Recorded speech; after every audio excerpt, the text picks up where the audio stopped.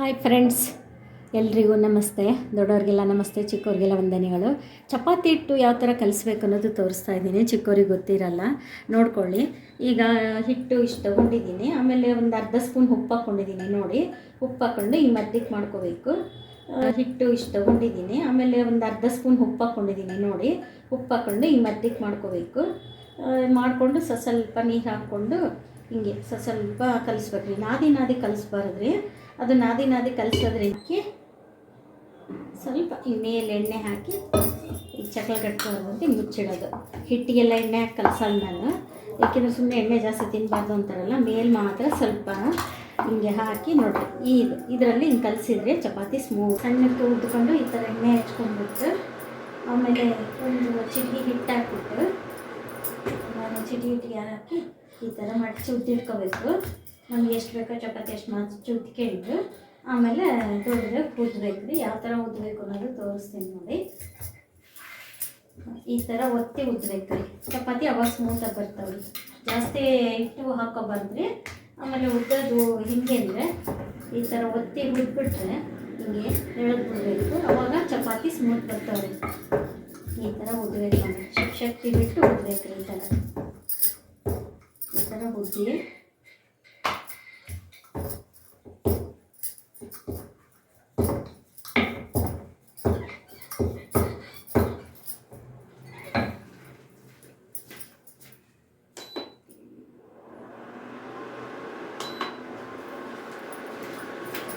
Hi friends, chapati ಹಿಟ್ಟು ಕಲಸಿ ಆಯಿತು. ಈ ಪಲ್ಯಕ್ಕೆಲ್ಲ ರೆಡಿ ಮಾಡ್ಕೊಂಡಿನಿ ನೋಡಿ. ಇದು ಬೀಟ್ರೋಟ್ ಪಲ್ಯ ತುರಿದು ಮಾಡ್ತಾ ಇದ್ದೀನಿ.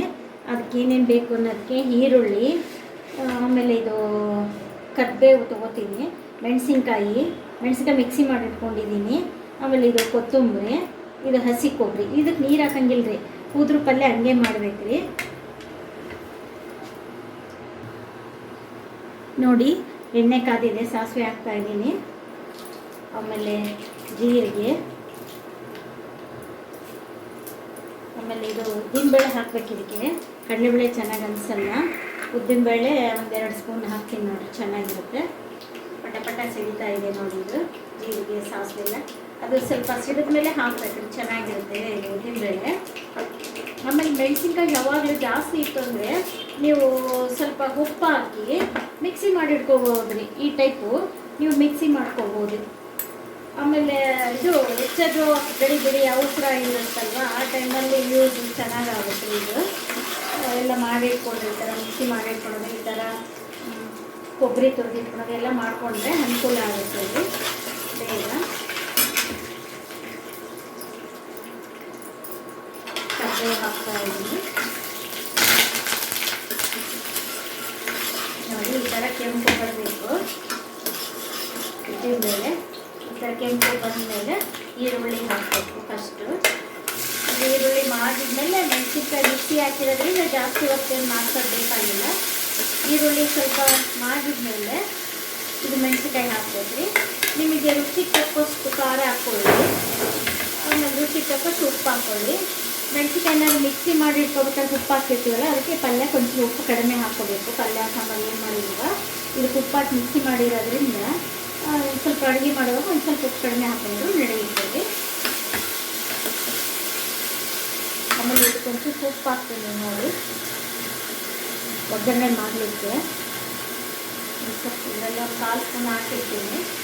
ಆಮೇಲೆ ಬೀಟ್ರೋಟ್ ತುರಿದು ಹಾಕಿದ್ಮೇಲೆ ಮತ್ತೆ ಹಾಕ್ತೀನಿ.